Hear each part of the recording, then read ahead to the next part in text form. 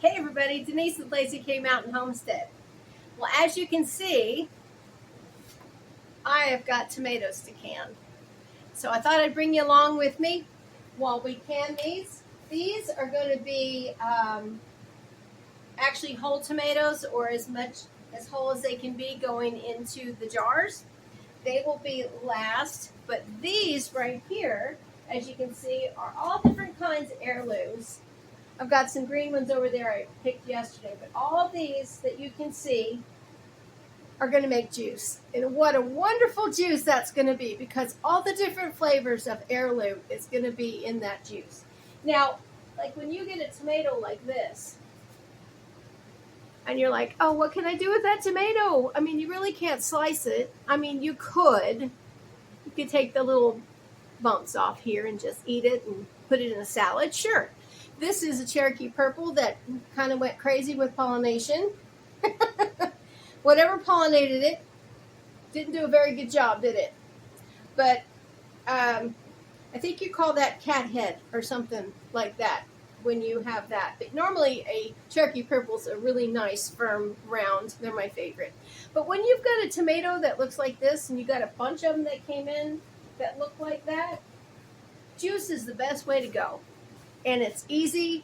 It's not hard. I don't have a juicer. I use a food mill. If you don't have a food mill, you can use a fine mesh colander, which I'll show you that too. So don't think you can't make juice. But if you have a juicer, you're way ahead of the game. I don't have one, but that's okay. I've done it this way for years. So let's go ahead and get started, and I'll show you what we need to do. Okay, I've got the kitchen all set up, ready for my tomato production. But I wanted to show you something before, which has nothing to do with tomatoes, but it has to do with seed saving. So I bought a wonderful cantaloupe over at Muddy Pond, Tennessee, which is where the Mennonites are. And I like to save the seeds from their produce. And we have grown cantaloupes, not this year, but here are the seeds from half of a cantaloupe. And you see that is a lot. If you want to save all of them, from both sides, that's up to you. But I just saved that. So these are kind of drying on a paper towel. That's what I like to do. Now I'll set these outside on my back porch and let them dry further. So what you'll do after all of that dries, you're just going to kind of go with your hand or a spoon, whatever you want to do, and you just kind of break them up, pull them up off of that. And then you're going to want to put these in a baggie and put them in your freezer. But you want to make sure that they are completely dry. And one of the ways you're going to know is see some of that flesh that was still there on the seeds that holds the seeds to the cantaloupe. It'll be dry as a bone. So that's the way I tell. So I just wanted to share that with you before we get started on these tomatoes. Okay, what I like to do, I know I'm way over here, but I've got all these different kinds of heirloom tomatoes. So I just like to gather up, of course, the ripe ones and all different ones. The yellows, the orange, that beautiful orange jazz. And just put them all in here because you want a nice blend of the sweet and the acid and the non-acid tomatoes. And that's what I like to do. So I'm going to fill this up and bring it over, and I'm going to go ahead and blanch them. Even though some of them are all red and whatnot, they all have different flavors. So here we are.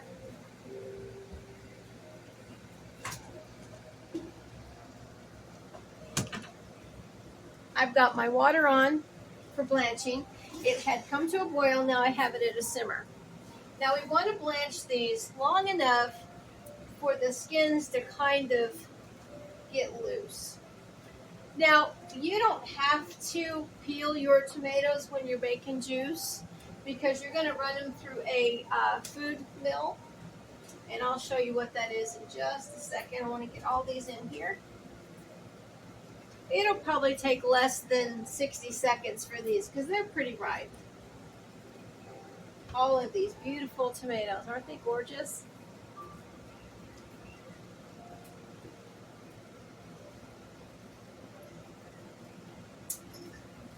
this down here. I have my water, cold water ready because you are going to want to shock them. So put my ice in there. It doesn't have to be like freezing cold, just enough to kind of cool it from the cooking. Okay. Now, what I was talking about earlier, to make juice, you're going to want to put it through either a food mill. If you don't know what that is, that's a food mill. You can still buy them today. You put your tomatoes in there, and you turn that around, and of course have that under a bowl, on top of a bowl. It'll catch your juice. Or, if you don't have one of those, you can use one of these fine mesh colanders or strainers, whatever you want to call it. You want fine mesh because you don't want the seeds to come through. When you're wanting to drink juice, you don't want seeds in there. Unless, it doesn't bother you, you can use a regular colander. But this does a really good job of getting the juice through. So that's that. I have a large one over here and my small one. So let me find my spider right here. And we're going to wait for these to, I'm going to turn it up just about a medium, yep. When canning tomatoes, you can water bath can them, which is perfectly fine, or you can use a pressure canner. Now, I'm going to use my pressure canner. It takes about 10 to 15 minutes on 10 pounds with my kind of canner. If you have a gauge canner, mine is a weighted, but if you have a gauge, it is 11 pounds for 10 to 15 minutes. Or you can use your water bath canner. This is where you would fill it up and have 1 inch of water over the top of your jars and goes for about 30 minutes. That's fine too. I have found in my experience that pressure canning, I've never had any jars go bad, if that makes sense, where they didn't seal right. So Willis and I have done this for years. We just like to pressure can, but that is our preference. Water bath canning is perfectly acceptable. So let me just check these. We're still waiting on that. I've got my jars ready on the table over there. You're going to need salt, and you're going to, of course, need your lids and rings. So let me go ahead and get all of that together, and I'll be right back. Okay, it's been about 60 seconds, so I'm going to go ahead and put these tomatoes right in my water, cold water. That'll stop the cooking process. Now this really doesn't matter a whole lot with tomatoes, but it's blanching, and because tomatoes are going to be either juiced, or they're going to be left whole to go in the jars, or they're going to be cut up in pieces to go in the jars. So they're basically going to be cooked, because once you do that, you're going to put them back in a pot and you're going to cook them for at least 30 minutes. That's the way you do tomatoes. They do need to be cooked. Unlike the peaches and things like that, that's more of a raw pack. This is going to be a hot pack. And that's the way I like to do tomatoes.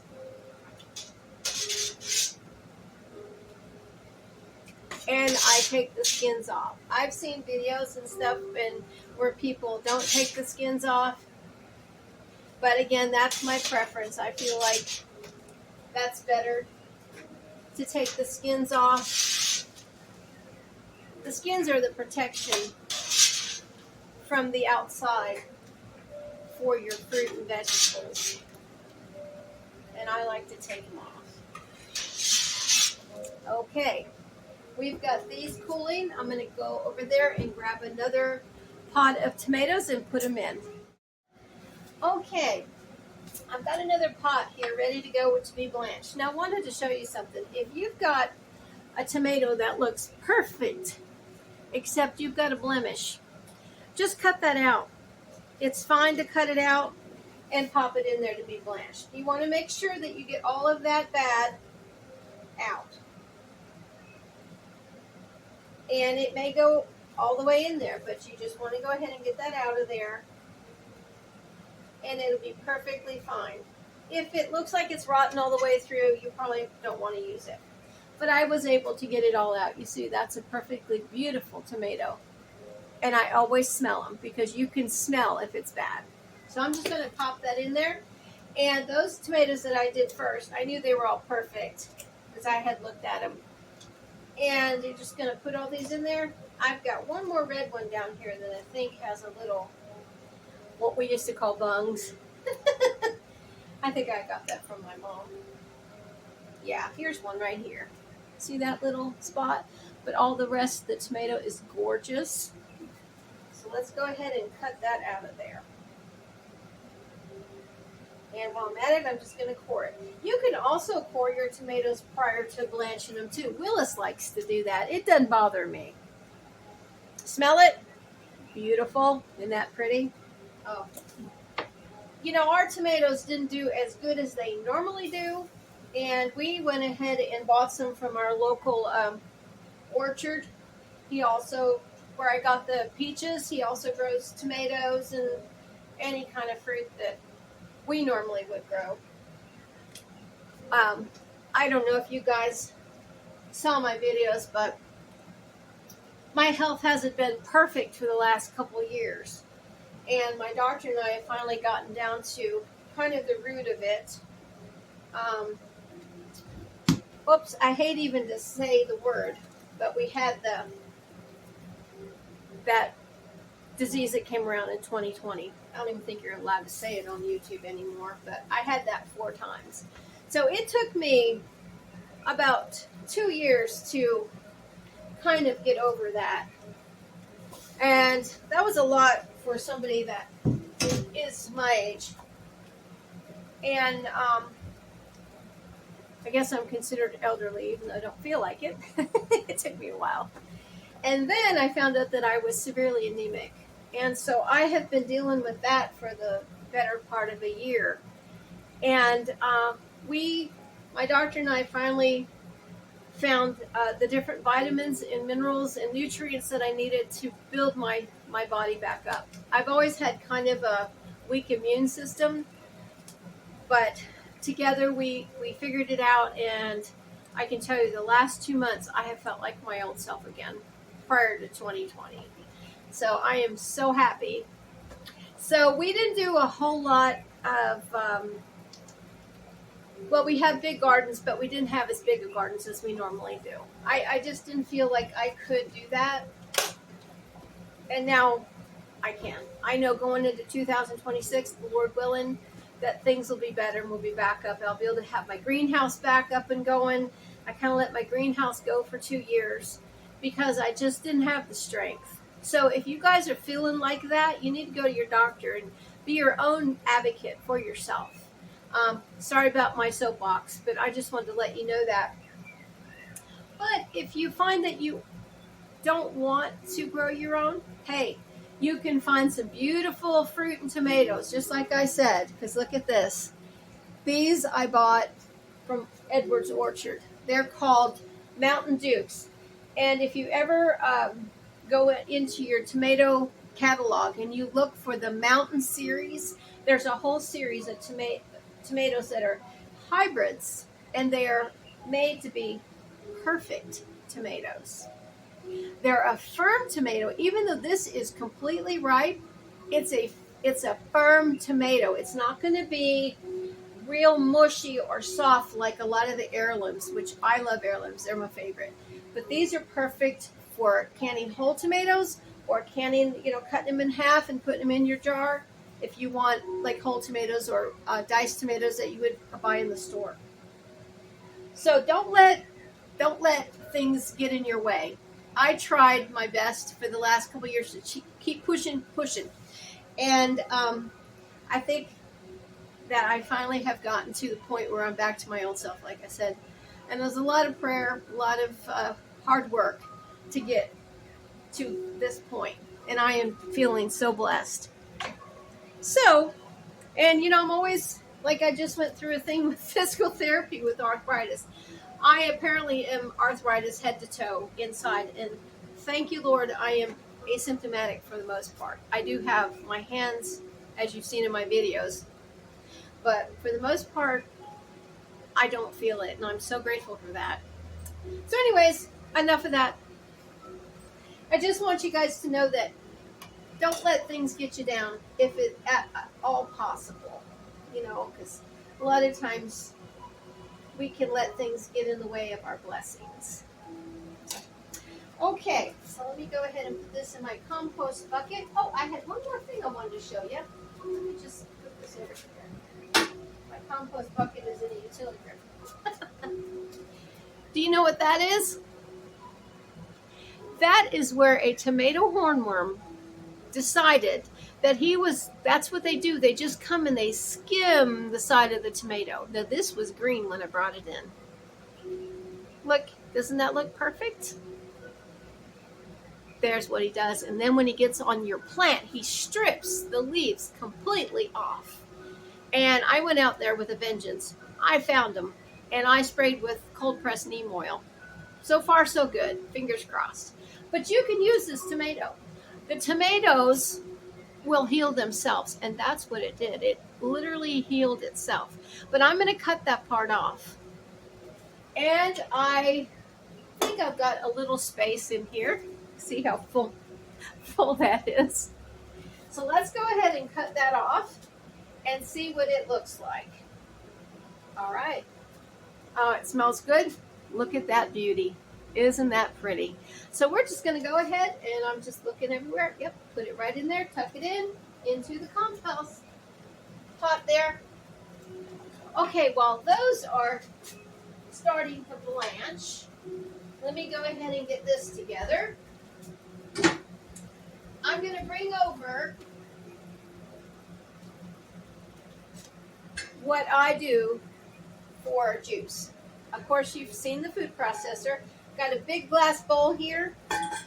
You can use whatever you want as long as it sits on there and it catches the juice. I've got another big glass bowl in the wings waiting. So, like I said, you don't have to take the skins off, but I do like the core. So I'm going to use this to put my cores in, and I'm just going to pop all of my tomatoes right in that food processor. If you see any little, like imperfections that you don't want in there, take that out. It doesn't matter. Because you've already looked at your tomatoes and you figured out that they were perfect and good to go. Now, I know I'm doing a lot of the yellow and oranges right here, but once the juice gets in there, I'll mix it up before I go to put it in my pot to cook it again. And if the skins come off, look how perfect that skin is coming off. Perfect. You can do that too.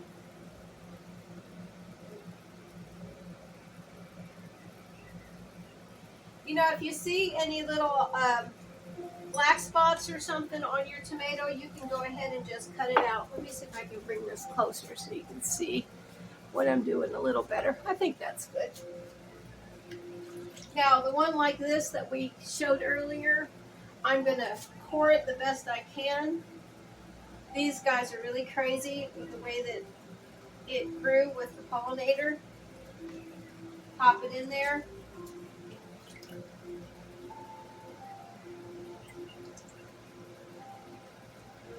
And that's what I'm doing right there, because I'm getting ready to have to put those in this cool water too. And I'll tell you, the cold water stays at the bottom. So you can just go ahead and just move it around with your hand. So, with the food processor, you just swirl this around, move this handle around, and it will smash your tomatoes. If you want to cut them up, which I probably should have done with that red one.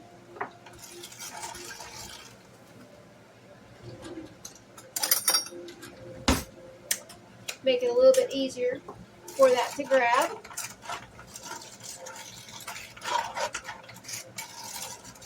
Now the orange color, it'll probably be more of an orange color because I'm mixing red and yellow tomatoes together.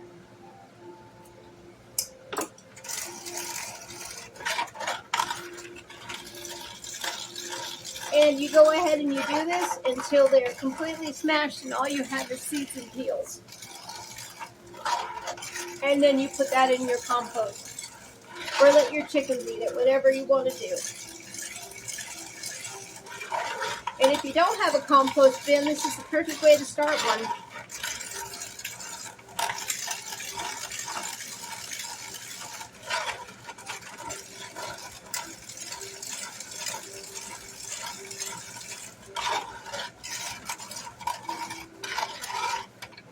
Okay, let me move that over there because I'm looking at my tomatoes and I see that I need to go ahead and bring them over here and put them in here.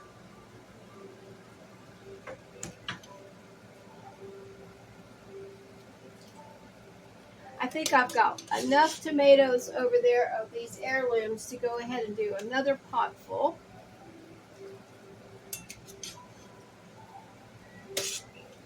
They are so beautiful. I just love all the colors.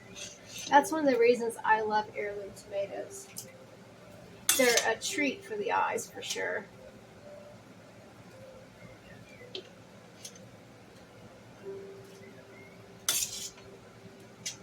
Look at all that. Purple, red, yellow, orange.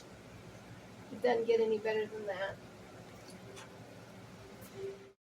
Okay, everybody, I went ahead and juiced all my tomatoes in the food mill, and I've got what I got right here in this stock pot. And what you want to do is you want to put all your juice in here. And I have a heavy bottomed pot. That means it's kind of reinforced at the bottom with metal. I like to use that when I'm boiling down my tomatoes so they don't scorch. It just, I think that's what you would, if you look for one, it would be called a heavy bottom pot. So we're going to go ahead and bring this to just a boil and then cut it down to a simmer and let it simmer for about 30 minutes. And then we'll proceed with the canning. So I just wanted to let you know where we are with this. So we'll see you in a few. Okay, we're finally to the canning part of the video. Hope it hasn't been too long. I'll try to edit it so it's not super long. I do apologize. But if you are watching and you've come this far, I hope you'll like, share, and subscribe. I'd really appreciate it. I'm trying to grow my channel. It would be so awesome for us to get up.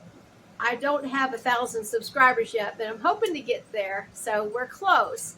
So if you think about it, please subscribe. I don't think you'll be sorry that you did. We have a lot of fun things that we do if you're interested in what we do on the farm. So thanks for watching anyway.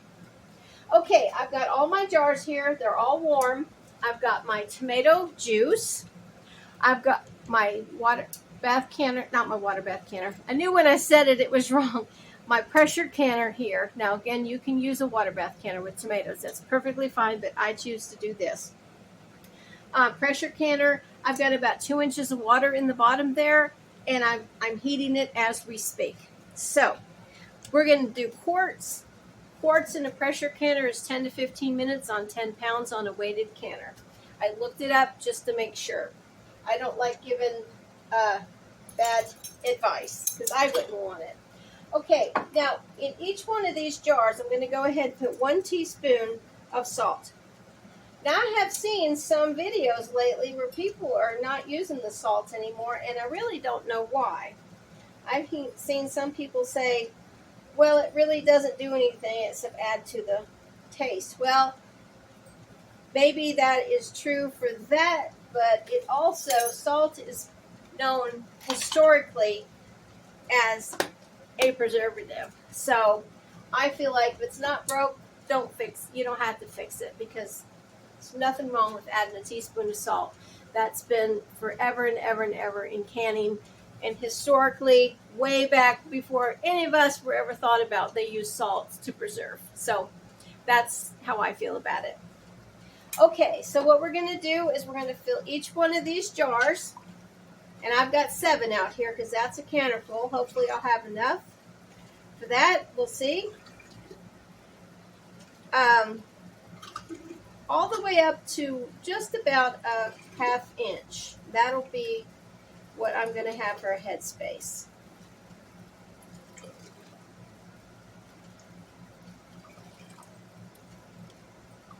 And remember, this is hot liquid, so you want your canner water to be hot. My jars are hot. Everything the same temperature. That way you avoid cracking. And it also is better for sealing too. My lids and my rings are hot. And I've seen where some people don't do that anymore too, so I don't know. I don't know why they don't do that anymore, but maybe it's a step they don't feel is necessary. But I've been canning, well, 55 years, so I mean, I'm not perfect. I can learn something new. I can always learn, not saying I can't. I always told my kids you can learn something new every day. But with canning, it's pretty much precise. It's a science. And we're talking about food here. So that's just the way I feel about it. It kind of makes me nervous when I see people kind of going against what the Blue Book. I mean, I understand rebel canning. I get it. I mean, I know there's some recipes that people have done their whole life. Their grandmothers did it and stuff like that. I do a bean recipe like that, canning beans, that I got kicked out of a Facebook group because it wasn't according to what everybody thought. And I've been doing it for years, so I don't know.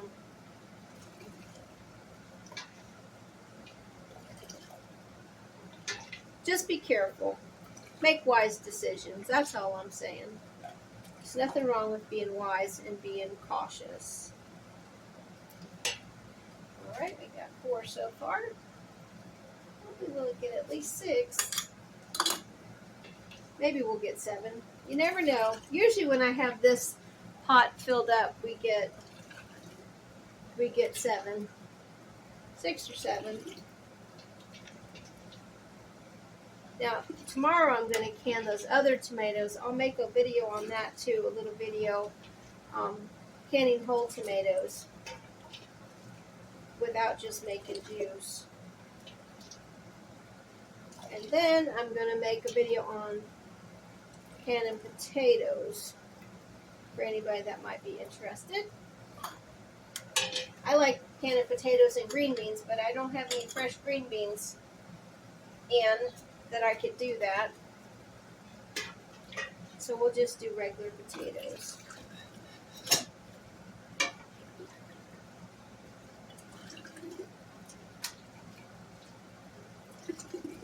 Now remember, once we get all the juice in here, we're going to wipe our rims and around where the seal will go and the ring. So we want to make sure that there's nothing there that will impede our seal. Okay, maybe we'll get 7. Let's see. And if you are handling them like I am, you're not going to want to hold right here where the juice is. You want to hold there where there's nothing, because it is super hot. Okay, let's see what we've got here. Keep our fingers crossed.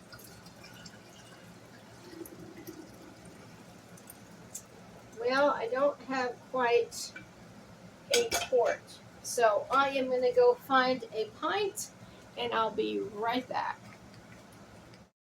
Okay, I did heat the jar under some hot water, and I'm going to go ahead and pour this in here, and it should be a pint of juice.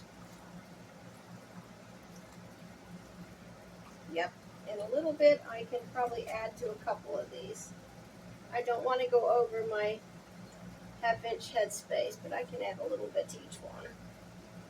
And let's see, that one's perfect. Okay. All right. That one feel a little bit more too. So we got 6.5 quarts. Perfect. I'm happy with that.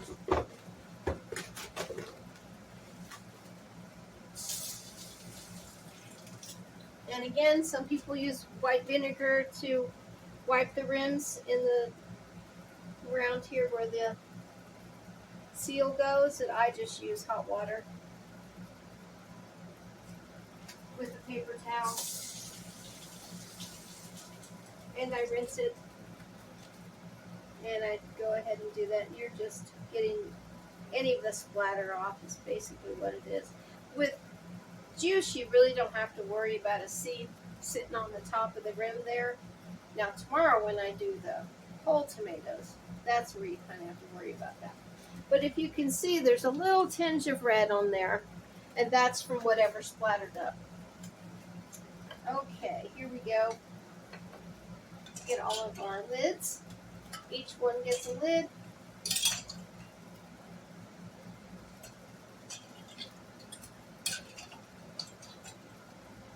Willis had just called. He asked me if I was making his juice today. I said, I sure am. And he's on his way to Dallas with some cheese. My mom calls him the cheese man. He always does a lot of cheese deliveries. All right, let's see, that one doesn't want to come apart. There we go. All right. And each one of these rings goes on, and we will hand tighten them. And I'm going to use a tea towel to do that because these are very, very hot, and I don't want to burn my hands. So like I said, be cautious. There's nothing wrong with being wise.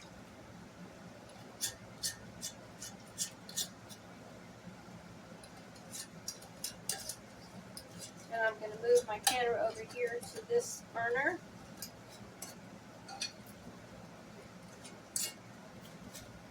Take this off, put it over here, and I'll move my canner over.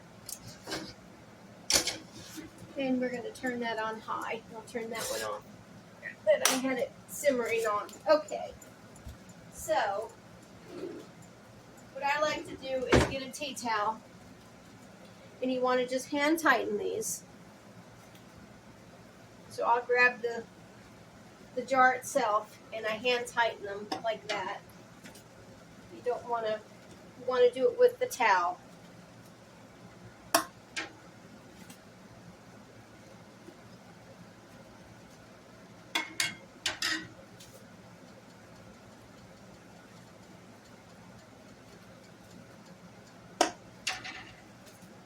And like I said, this will be in the canner, pressure canner, for 10 to 15 minutes, and I'm going to go ahead and go 15 on there. If you were doing a water bath canner, it's 20 minutes after it comes to a rolling boil.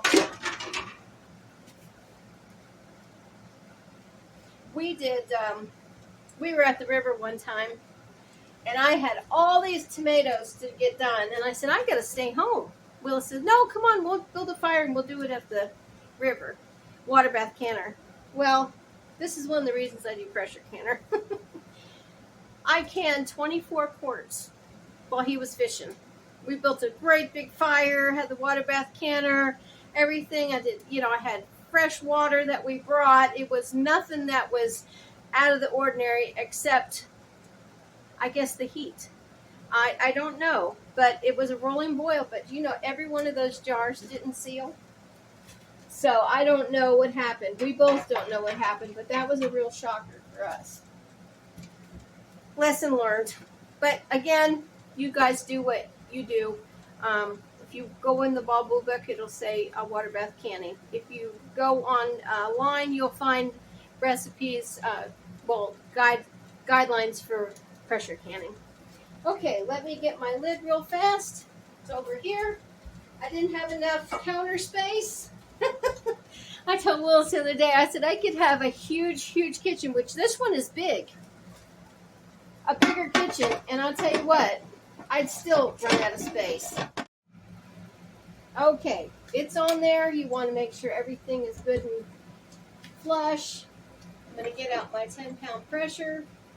I think that's my 10-pound. Yeah, that's my 10-pound. That's 15-pound. They're different, but that's how mine is with pressure. Just weighted. If you have a gauge, again, it's going to be 11 pounds for 15 minutes. Okay, I'm going to go ahead and let this steam come out of here for 10 minutes. Then I'll put my weight on here, and then we'll go 15 minutes after it starts rocking. And then I'll be back after I take them out of the canner. So see you in a few. Here's our beautiful juice. I've taken him out of the pressure canner, and I set him out. Now, when you're using a pressure canner, you want to let the pressure go down naturally. You do not want to pull off your weight or open it if you have a gauge. Please remember that.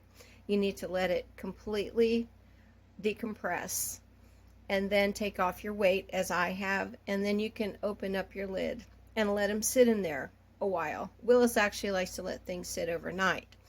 I let it sit 2 hours, and then I brought him out and I put him on here.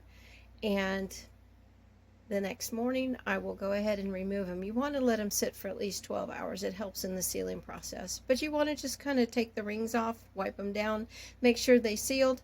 And I like to mark them on the top with a Sharpie. I think the juice turned out beautifully. See you in the next video. Have a great day.